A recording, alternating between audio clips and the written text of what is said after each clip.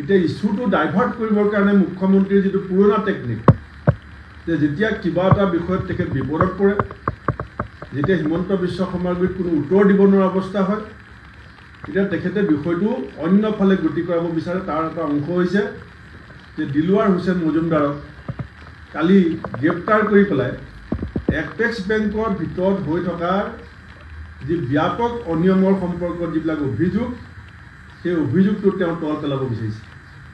আৰু ইয়াৰ আগতো মই দেখিছিলোঁ যে হিমন্ত বিশ্ব শৰ্মাই বিধানসভাৰ ভিতৰতো বিধায়ক এজন আৰু উপাধ্যক্ষৰ মাজত যদি কিবা বিতৰ্ক হয়, সেইটো তেওঁ জাত পাতৰ ৰং দিব বিচাৰে। এজন সাংবাদিকে যদি তেওঁক অস্বস্তিকৰ এটা প্ৰশ্ন সোধে, যিটো তেওঁৰ উত্তৰ নাথাকে, তেতিয়া সাংবাদিকজনৰো তেওঁ জাত পাত বিচাৰ কৰিব বিচাৰে। এতিয়া বেংকৰ মেনেজাৰৰো তেওঁ জাত পাত বিচাৰ কৰিব বিচাৰে। বেংকৰ মেনেজাৰ এটা পোষ্ট, সাংবাদিক এটা দায়িত্ব।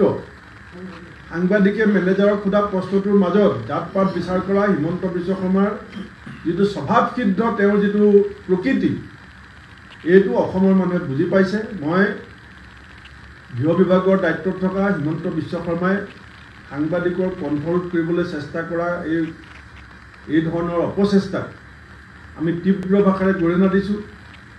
আৰু মই গম পাওঁ যে আমাৰ গুৱাহাটী প্ৰেছ ক্লাবে আন্দোলনৰ কাৰ্যসূচী লৈছে। এই আন্দোলনৰ প্ৰতি অসম প্ৰদেশ কংগ্ৰেছ কমিটিৰ পূৰ্ণ সমৰ্থন আছে। আৰু সাংবাদিক সন্থাই যেতিয়া য'ত যেনেকৈ সহযোগিতা বিচাৰিব, আমি অসম প্ৰদেশ কংগ্ৰেছ কমিটিয়ে সেই সহযোগিতা কৰিবলৈ সাজু আছোঁ। আৰু দিলৱাৰ হুছেইন মজুমদাৰৰ কাৰণে যদি আইনী যুদ্ধত অৱতীৰ্ণ হোৱাৰ ক্ষেত্ৰতো পৰিয়ালক আমি কিবা সহায় কৰিব লাগে, আমি সেই সহায় কৰিবলৈ সাজু আছোঁ। আৰু এইটো হিমন্ত বিশ্ব শৰ্মাই সংবাদ জগতকো ভয় খাব বিচাৰিছে যে মোৰ লগত লাগি নল'ব, মই যি লুটপাট কৰোঁ, যিমান বেয়া কাম হওক।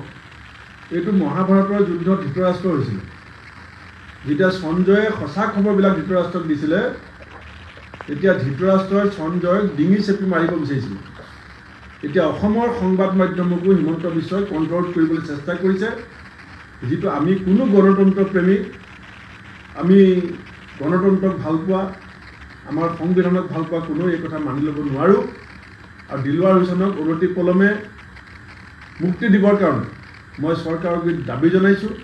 অন্যথা প্ৰেছ ক্লাবে যি আন্দোলনৰ কাৰ্যসূচী ল'ব, আমি ৰাজ্যজুৰি আমি প্ৰেছ ক্লাবক সহযোগিতা কৰিবৰ কাৰণে আমি সিদ্ধান্ত ল'ম।